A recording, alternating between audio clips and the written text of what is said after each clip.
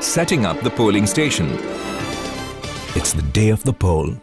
Ravi and his team, along with the security staff attached to them, had reached the polling station a day before.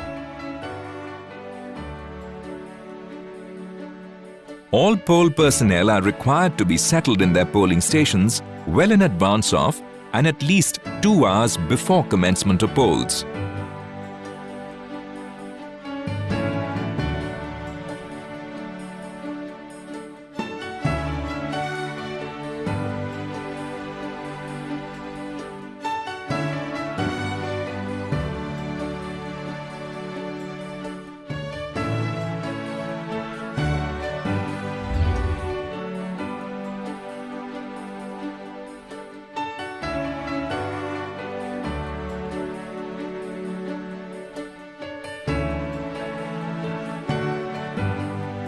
Preferably, they should reach their polling station a day before and stay overnight.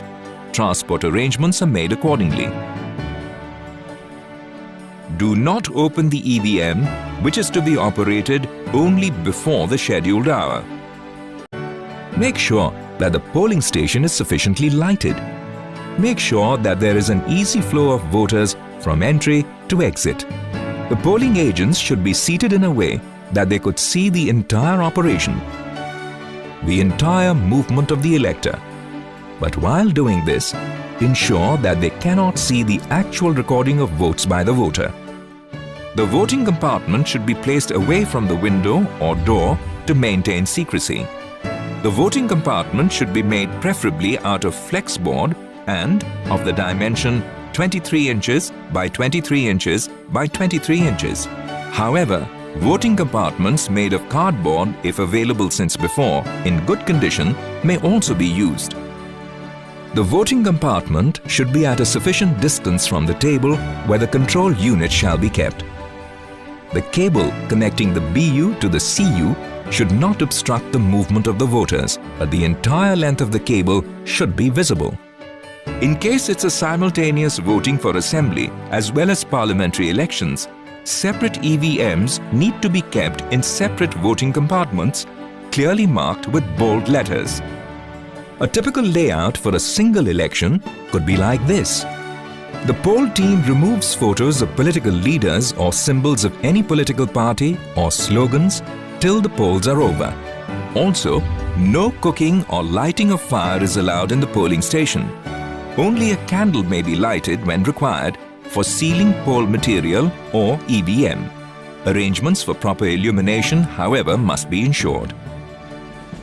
Ravi personally displays the mandatory notices or signboards outside the polling station.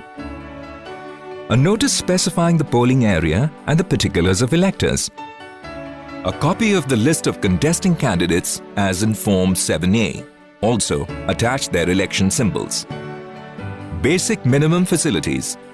The basic minimum facilities, or BMF, to be provided at each polling station are provision of ramp, provision of drinking water, adequate furniture, proper lighting, help desk, proper signage, toilet, shade for voters in queue. Who can enter the polling station? The presiding officer can allow only the following persons into the polling station: the electors, polling officers, each contesting candidate, one election agent or polling agent of each candidate at a time, persons authorized by the Election Commission to enter the polling station with authority letters, public servants on duty, child in arms accompanying an elector, a person accompanying a blind or an infirm voter who cannot move or vote without help. Such are the persons for the purpose of identifying voters or assisting the elector in taking the poll. Police and security personnel cannot enter unless called by the PRO.